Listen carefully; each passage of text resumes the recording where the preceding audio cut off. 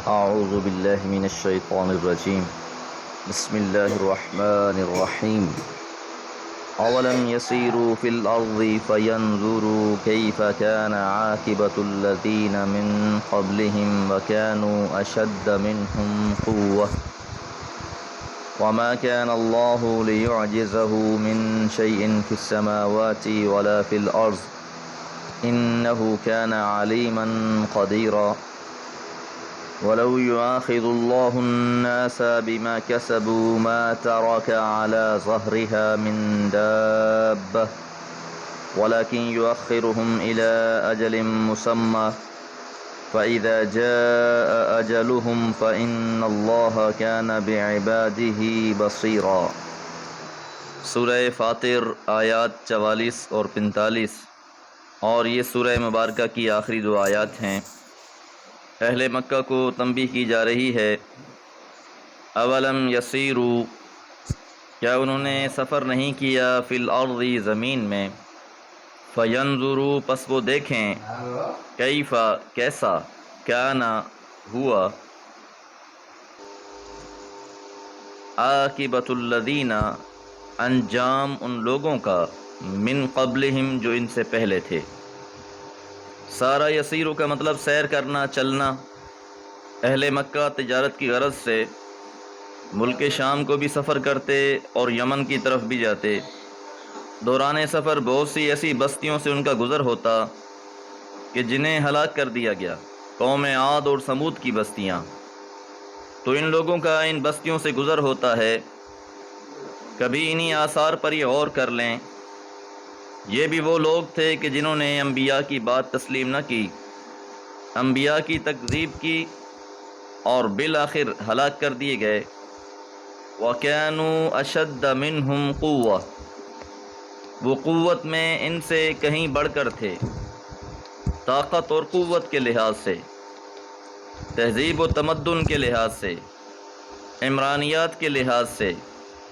اہل مکہ کا ان قوموں کے ساتھ کوئی جوڑ نہیں ہے، لیکن اپنی ساری خوبیوں کے باوجود وہ ایمان نہیں لائے اور ہلاک کر دیے گئے. وما كان اللہ لیعجزہ من شیء، اور کوئی بھی ایسی چیز نہیں ہے جو اللہ کو عاجز کر دے، اللہ کے قابو سے باہر ہو، اللہ کی قدرت سے خارج ہو. فی السماوات، آسمانوں میں بھی، ولا فی الارض، اور نہ ہی زمین میں. کہ زمین و آسمان میں کوئی بھی ایسی چیز نہیں ہے کہ جس پر اللہ تعالیٰ کا اختیار نہ چلتا ہو. تو اہل مکہ کو بھی یہ بات سمجھ لینی چاہیے. آج اگر یہ تکذیب کر رہے ہیں، قرآن مجید کو وحی الہی ماننے سے انکاری ہیں، تو یہ بھی اللہ کی پکڑ سے دور نہیں ہیں. انہو، بلا شبہ وہ اللہ تعالیٰ، کان علیماً، علم والا ہے. جو کچھ بھی کیا جا رہا ہے اللہ اس سے خوب واقف ہے، اس کے علم میں ہے. قدیرہ، اور وہ قدرت والا بھی ہے، اس کے علم نے ہر چیز کا احاطہ کر رکھا ہے اور وہ ہر چیز پر قدرت رکھنے والا ہے. وَلَوْ يُؤَاخِذُ اللَّهُ النَّاسَ، یؤاخذ اللہ، اللہ تعالیٰ مواخذہ کرے، اللہ تعالیٰ پکڑنا شروع کر دے، الناس، لوگوں کو، بما کسبوا، جو انہوں نے کیا ہے. اگر اللہ تعالیٰ لوگوں کے اعمال کی پاداش میں فوراً پکڑنا شروع کر دیں، ما ترک علی ظہرہا، تو نہ چھوڑتا اس زمین کی پشت پر، من دابۃ، کوئی بھی جاندار.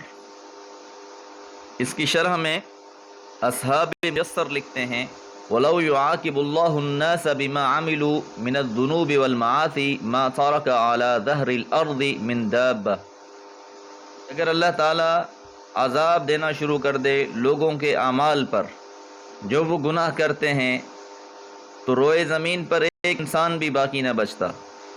کیونکہ انسان کی فطرت میں خطا کرنا ہے، اور پہلی غلطی پر ہی اگر کسی کو پکڑ لیا جاتا تو پھر تو زمین پر کوئی بھی جاندار باقی نہ رہتا. وَلَكِنْ يُؤَخِّرُهُمْ، لیکن اللہ تعالیٰ مؤخر کرتا ہے، ڈھیل دیتا ہے، إِلَىٰ أَجَلٍ مُّسَمَّى، ایک مقرر وقت تک. یہ بھی اللہ کی سنت ہے اللہ فوراً نہیں پکڑتا بلکہ ڈھیل دیتا ہے، اور جو لوگ اصحاب خیر ہوتے ہیں وہ اس ڈھیل سے فائدہ لیتے ہیں، اس مہلت کو اپنے لیے غنیمت جانتے ہیں، توبہ استغفار کرتے ہیں، رجوع الی اللہ کرتے ہیں اور اپنے گناہوں کو بخشوا لیتے ہیں۔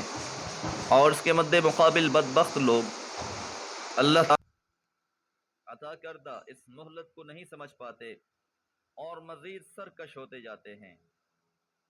اس لیے تعلیم یہ دی گئی ہے کہ جب بھی کوئی خطا ہو جائے، گناہ ہو جائے، فوراً توبہ کرنی چاہیے۔ برائی کے بعد انسان کو فوراً اچھائی کرنی چاہیے، یہ اچھائی اس برائی کو مٹا دیتی ہے۔ اور ابلیس کوشش کرتا ہے کہ پہلے انسان کو گناہ کروائے اور پھر اس کے بعد اللہ کی رحمت سے مایوس کرے۔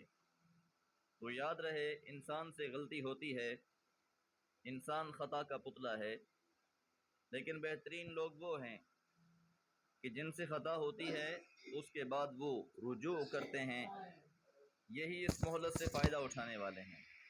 فَإِذَا جَاءَ أَجَلُهُمْ، اور جب ان کی مدت پوری ہو جائے گی، ان کا وقت ختم ہو جائے گا، فَإِنَّ اللَّهَ، پس بلا شبہ اللہ تعالی، كَانَ بِعِبَادِهِ بَصِيرًا، اپنے بندوں کو خود دیکھنے والا ہے۔